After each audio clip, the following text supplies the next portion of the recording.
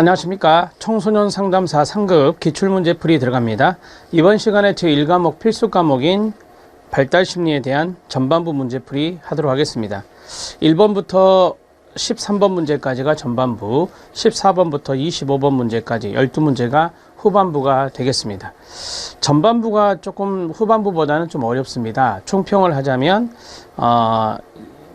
말 그대로 발달에 대한 문제를 좀 많이 출제했습니다. 그래서 여러분들이 인간의 발달 단계에 있는데 그 발달 단계에 해당되는 부분들을 좀 잘 기억해 주시고 특별히 피아제 인지 발달 단계 그러한 것들이 좀 많이 출제가 됐어요. 그래서 그런 부분들이 좀 관심을 가져야 되는 부분이다 라고 말씀드릴 수 있겠습니다. 그리고 난이도는 잘 조절된 것 같습니다. 쉬운 문제도 많이 보이고요. 그 다음에 학자들의 좀 이렇게 처음 본 학자들 그런 분도 좀 있긴 있지만 뭐 그렇게 심각하게 잘 모르는 학자들을 많이 출제하지는 않았습니다. 그래서 여러분들이 하실만 했겠다 이런 생각을 수험생분들이 그때 당시에 하실만 했겠다 이런 생각을 해보았습니다.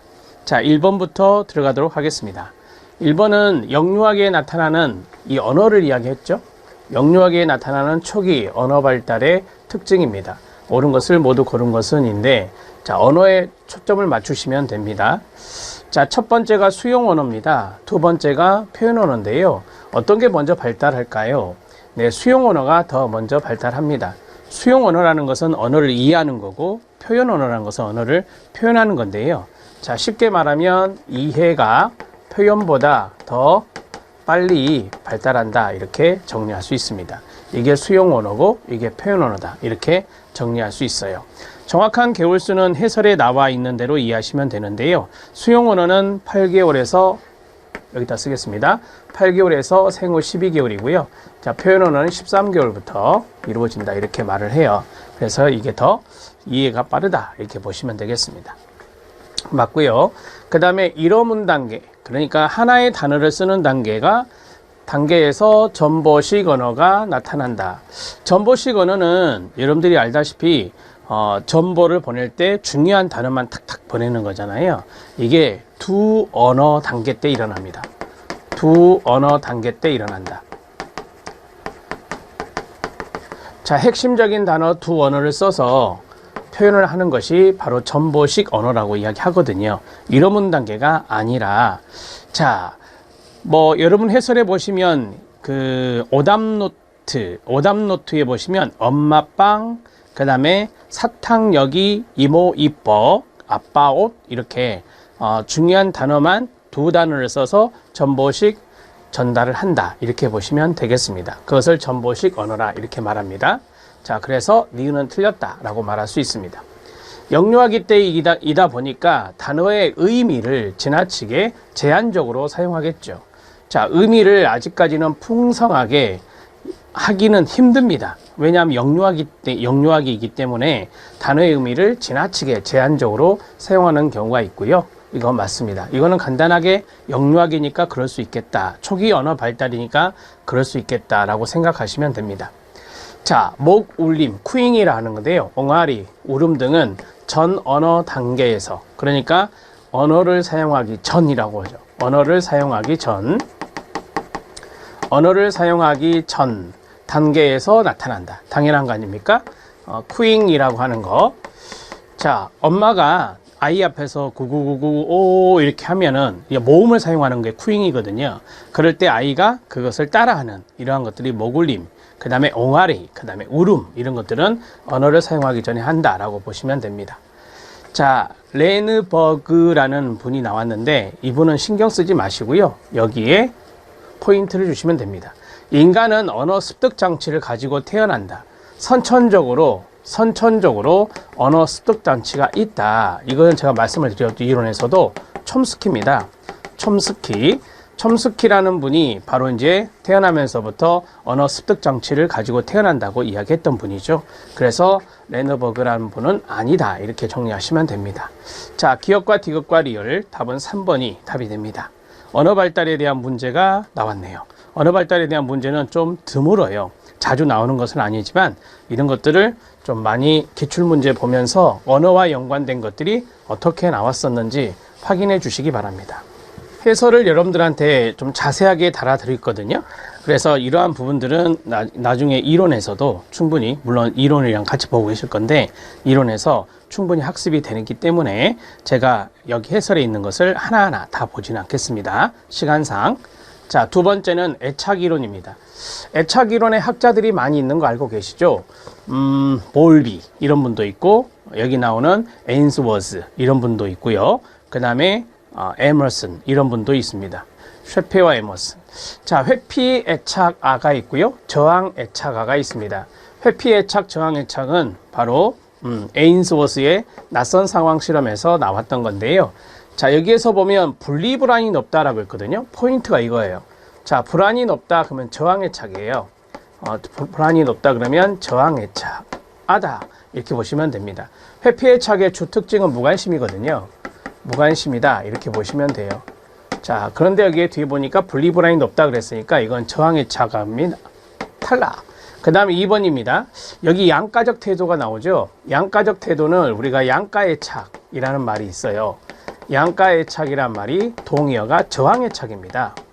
동의어가 저항의 착이에요. 왜 양가라는 말을 썼냐면 저항이라는 것과 플러스 집착이란 게 같이 나타납니다. 그래서 우리가 양가라는 말을 쓰는 거예요. 그래서 저항의 착아는 주 양육자에게 양가적 태도를 보인다. 맞습니다. 양가의 착이 저항의 착과 동의어라는 걸 알면 쉬워집니다. 그 다음에 낯선 상황 실험이 있죠. 낯선 상황 실험을 했던 분은 이분입니다. 에인스워스예요. 그래서 낯선 상황 실험을 고안해서 애착을 측정해서 볼비가 아니라, 자, 에인스워스가 했는데 여기에서 안정 애착, 그 다음에 1번, 2번에 있었던 불안정 저항 애착, 불안정 회피부터 쓸까요? 자, 불안정 회피 애착, 그 다음에 불안정 저항 애착. 자, 이런 것으로 구분을 했죠. 하나, 둘, 셋, 세 가지로 구분한 것이 바로 에인스워스다 이렇게 말할 수 있습니다. 이 두 가지가 같이 나타나는 것을 뭐라고 하죠? 네, 혼란 애착이라 하죠. 혼란 애착. 자, 이 혼란 애착은 두 가지가, 이게 동그라미 1, 이게 동그라미 2일 때 동그라미 1과 2가 같이 나타나는 것을 우리가 혼란 애착이라 합니다. 이거는 메리 메인과 에릭 헤세, 메리 메인과 에릭 헤세에 의해서 이 혼란 애착이 분류가 되죠. 자, 됐고요. 애착 형성을 4단계로 분류했다. 에인스워스는 분류한 학자는 아니고요. 애착 형성을 4단계로 분류한 분은 볼비, 저기 3번에 있는 볼비 이런 분이고, 그 다음에 한 분 더, 여러분 해설에 나오죠. 쉐퍼와 에머슨입니다. 쉐퍼와 에머슨. 자세한 것은 제가 심화학습에 넣어드렸어요. 이거 4단계도 넣어드렸고 이거 4단계도 넣어드렸으니까 꼼꼼하게 한 번만 읽어주시기 바랍니다. 자, 그 다음에 새끼 조류의 행동을 연구해서 각인 개념을 제시한 분은 누구죠? 네, 콜라트 로렌츠입니다. 로렌츠 유명하죠? 로렌츠의 각인 실험. 로렌츠의 각인 실험. 자, 거의 실험이죠. 새끼 조류가 태어나자마자 이제 사람을 보고 그 사람이 어미라고 생각해서 따라다니는 그러한 그림이 유명한데요. 그 각인 이론을 제시한 분입니다. 할로우 아니에요. 할로우는 어린 원숭이 대리모 실험을 했던 분이죠. 어린 원숭이를 대상으로 대리모 실험을 해서 접촉 위안을 연구했던 분이 할로우입니다. 자, 답을 해결했습니다. 2번이 답입니다. 애착 이론도 시험에 잘 출제가 되니까 잘 알아놓으셔야 됩니다. 자, 애착은 우리가 언제 이루어야 되죠? 네, 영유아기 때의, 영아기죠. 정확히 말하면 영아기 때의 과합이 애착이다 이렇게 말할 수 있어요. 그래서 1번 문제도 영아기, 2번 문제도 영아기에 해당되는 문제입니다. 세 번째는 기억과 연관성이 있는 건데요. 기억 발달에 대한 내용으로 옳은 것을 모두 고른 것은, 자, 이것은 학습 이론과도 연관성이 있죠. 학습에서 기억이 나오니까요. 자, 여기 보면 정교화 전략이 있고요. 그 다음에 조직화 전략이 있는데 먼저 순서를 이야기했어요. 자, 더 먼저 나타나는 것은 바로 조직화 전략입니다. 정확히 말하면 세 가지인데 암송하는 것이 있어요. 그게 바로 반복 시연 전략입니다. 간단하게 이렇게만 쓰겠습니다. 이게 가장 먼저, 그 다음에 조직화, 그 다음에 정교화가 이루어집니다. 순서상 이렇게 돼요. 그래서 이렇게 살펴를 하면 되겠죠. 그래서 조직화 전략이 정교화 전략보다 먼저 나타나기 때문에 1번 지문은 틀렸습니다. 2번 지문은 지연 모방입니다. 영아의 지연 모방은 생후 18개월에서부터 24개월에 나타납니다. 자, 이것이 바로 감각운동기죠. 감각운동기 때 지연 모방이 나타나구나. 이것도 알아놓으셔야 됩니다. 영아의 지연 모방은 회상 기억 능력이 있음을 보여준다. 맞습니다. 왜냐하면 어떤 행동을 보고 바로 모방하는 게 아니라 한참 있다가 모방하기 때문에 회상 능력이 있다는 것을 보여주는 거고요. 자, 조직화 전략은 기억해야 할 정보를 여러 번 반복한다. 이게 뭐겠어요? 반복 시연입니다. 이건 반복 시연이에요.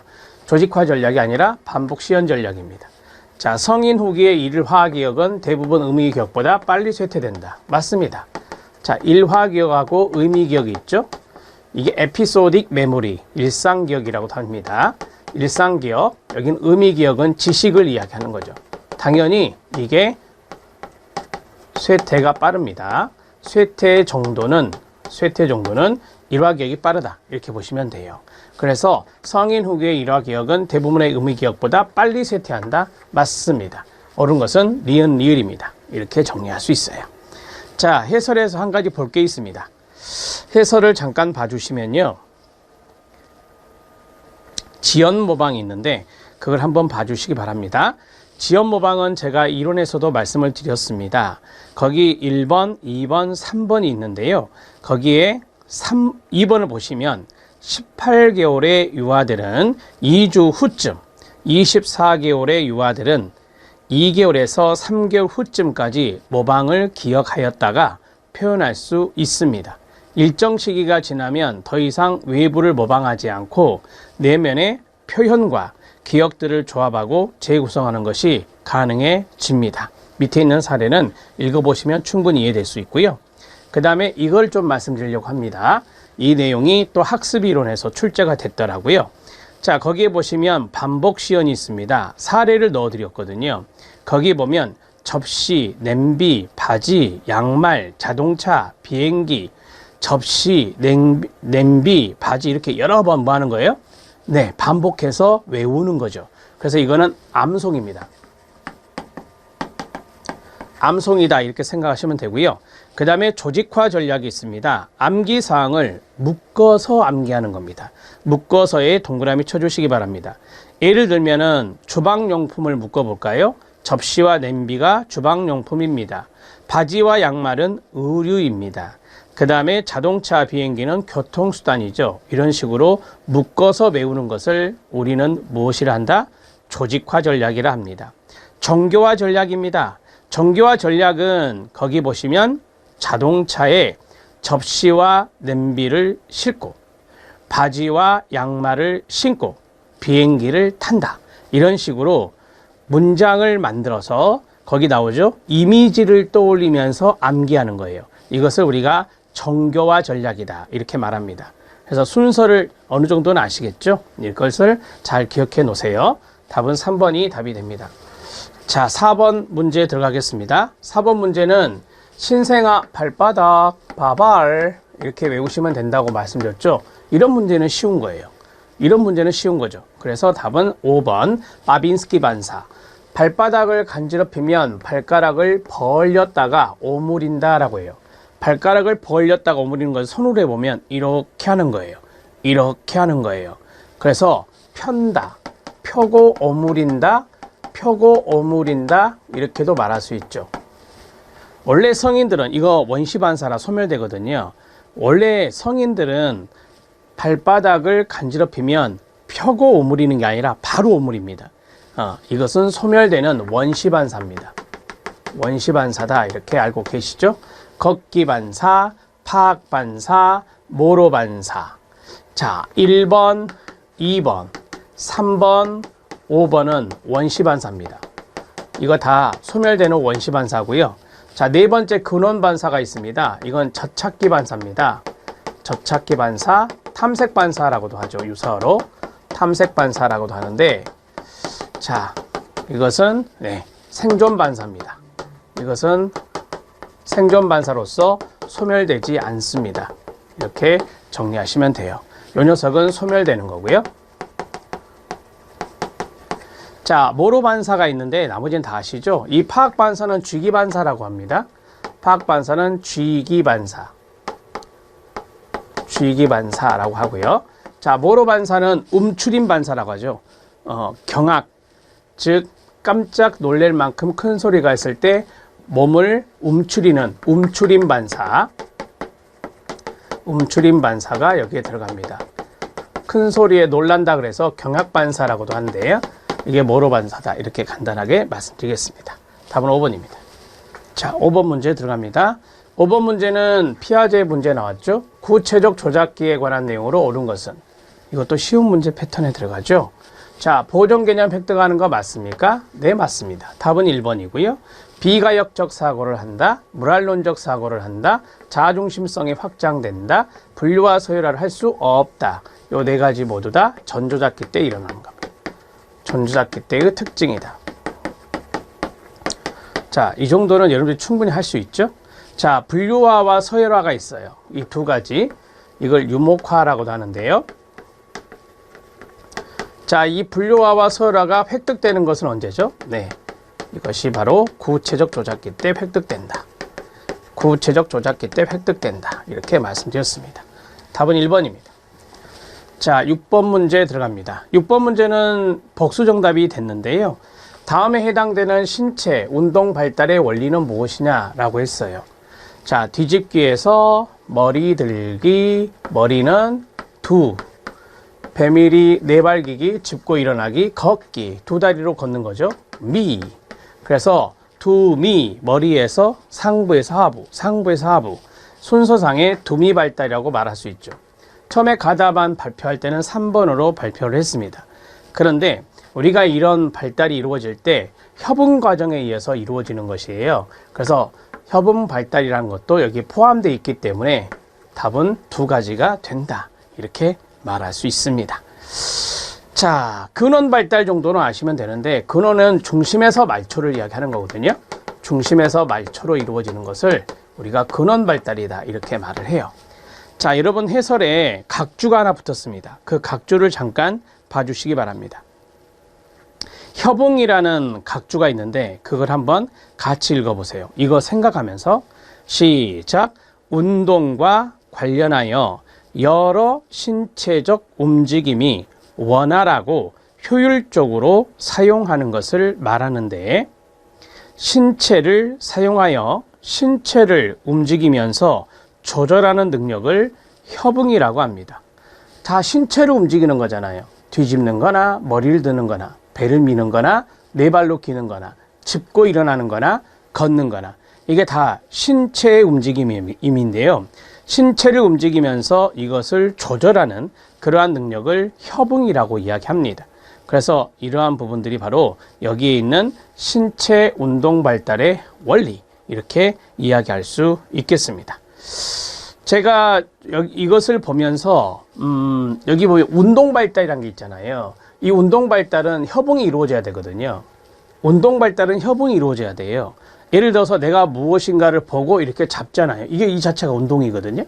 이게 협응이잖아요. 시각, 운동, 협응, 비주얼, 모터, 협응, 시각, 운동, 협응 이런 거예요. 그래서 운동 발달의 원리까지 들어가 있어서 이런 것들이 신체의 움직임과 연관성이 있는 협응 발달과 연관성이 있어서 복수 정답이 됐구나, 이렇게 생각하시면 될 것 같습니다. 이해되셨죠? 네, 이거는 이해만 하시면 되는 거니까요. 자, 답은 3번, 5번 두 가지로 처리합니다. 7번 문제에 들어가겠습니다. 7번 문제는, 자, 여러분 해설에 그 문항 분석에 제가 좀 오류를 한 것 같아요. 리비도가 항문에서 생식기로 이동한다. 이게 남근기거든요. 근데 항문기로 돼 있어요. 그렇게 되어 있는 걸로 알고 있는데 그것을 수정해 주시기 바랍니다. 죄송합니다. 제가 해설을 달면서 그 부분을 좀 실수했습니다. 자, 에릭슨의 발달 단계 중에 가시기에 해당되는 프로이트의 발달 단계에 관한 설명으로 옳은 것을 모두 고른 것은입니다. 먼저 에릭슨이 나왔습니다. 자, 에릭슨이 나왔는데 주죄, 심불, 자수, 주제, 이건 3단계입니다. 그 다음이 뭐죠? 근열입니다. 근열. 자, 근연성 대 열등감, 이게 4단계가 되고요. 정체감 형성 대 역할 혼미는 5단계 청소년기가 됩니다. 따라서 이것은 4단계니 프로이트로 이야기한다면, 프로이트로 말한다면 구항남잠, 잠복기에 해당된다. 이것을 물어보는 문제예요. 그래서 여기에서 잠복기에 해당된 걸 찾아라 라는 문제가 되겠습니다. 첫 번째, 리비도가 몸 전체에 잠복된다. 당연히 잠복기입니다. 그리고 이때 학령기거든요. 학교에 들어가는 시기, 학령기입니다. 학령기이기 때문에 바로 사회적 가치, 도덕적 가치를 습득하죠. 동성친과의 관계를 통해서 사회적, 도덕적 가치를 습득한다. 맞습니다. 학교라는 곳에서 또 이런 것도 배우기도 하고요. 자, 구순적 경험을 통해서, 이건 구강기죠. 당연히. 구순기라고도 하는 건데 1단계입니다. 그 다음 리비도가 학문에서 생식기, 이게 남근이거든요. 자, 남근이다 라고 보시면 됩니다. 그래서 학문에서 생식기로 이동했다 라고 했으니까 이것은 남근기다 이렇게 정리하시면 됩니다. 남근기다. 남근기가 바로 이제 3단계가 된다. 이렇게 정리하시면 되겠습니다. 여기에 오류가 있었던 거 죄송합니다. 자, 아무튼 기억과 니은이 옳은 내용이 되겠죠. 답은 1번이 되겠습니다. 이렇게 정리해 두세요. 자, 8번 문제 들어갑니다. 8번 문제는 아동 A가 속한 피아제 인지 발달 단계에 관한 설명으로 옳지 않은 것은, 피아제 문제가 생각보다 많이 나왔다고 제가 말씀을 앞에서 드렸는데요. 아동 A는 자신이 낮잠을 자지 않았기 때문에 이게 원인, 그 다음에 아직 오후가 아니에요. 이게 결과. 그런데 미성숙하죠. 이거 제가 이론에서도 말씀드렸던 사례입니다. 자, 낮잠을 자지 않았기 때문에 아직 오후가 아니에요. 전환적 추론입니다.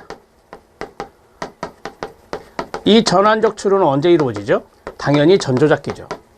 전조잡기 때 전환적 추론이 이루어집니다. 엄마가 요새 힘든 일을 해서 아파요. 근데 아이가 자기가 요즘 엄마 말을 잘 안 들어서 엄마가 아프다고 생각해요. 이게 전환적 추론의 또 다른 사례가 됩니다. 자, 원인과 결과를 따짐에 있어서 성숙하지 못한 미성숙한 것을 우리가 전환적 추론이라고 말합니다. 그러면 전조잡기에 해당되는 것으로 바뀌었습니다. 직관적 사고 전조잡기 맞습니까? 네, 맞습니다. 가역적 사고는 언제 합니까? 구체적 조잡기 때 하는 거죠. 답은 3번입니다. 상징적 사고를 통해서 상징놀이를 하는 시기가 언제죠? 상징적 사고를 통해서 상징놀이 하는 시기는 전조잡기가 됩니다. 전환적 추론 나왔네요. 전조잡기입니다. 중심화 경향이 있다. 이걸 다른 말로 자기중심성입니다. 자기중심성은 언제 됩니까? 전조잡기입니다. 답은 3번입니다. 쉽죠? 자, 9번 문제 들어가겠습니다. 9번 문제는 생후 1개월 이내의 신생아에게 나타나는 발달 특성으로 옳지 않은 것은 입니다. 신생아입니다. 1개월 이내입니다. 쉽게 생각하세요. 이때 후각이 발달되어 있다. 네, 맞습니다. 후각이 발달되고요. 시각이 가장 늦게 발달한다는 것도 알아놓으셔야 돼요. 시각이 가장 늦게 발달하는 것도 알아놓으시고요. 자, 그러면 네 번째, 시각이 잘 발달되지 않아 가시거리가 짧다. 이것도 당연히 맞겠죠.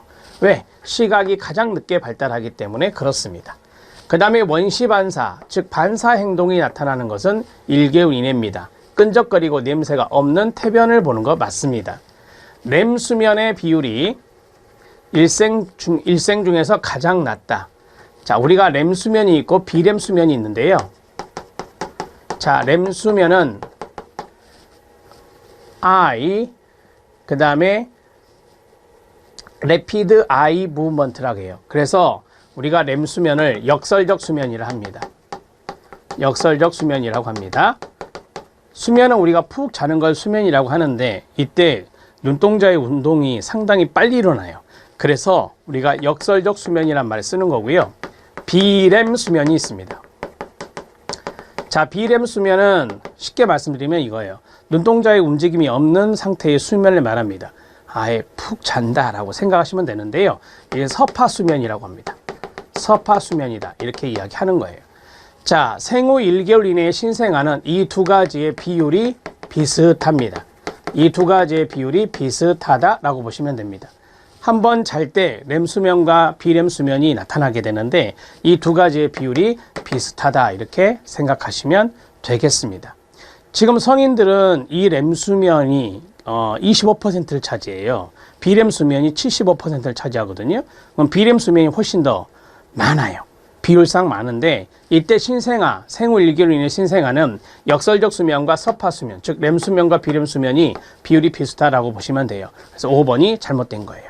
이렇게 해서 정리하시면 됩니다. 해설에 렘 수면의 실력 따지기도 넣어드렸으니까 이 내용들 좀 한번 읽어주시면 좋겠습니다. 자, 됐습니다. 생후 1개월에 대한 신생아 발달에 대한 이야기였습니다.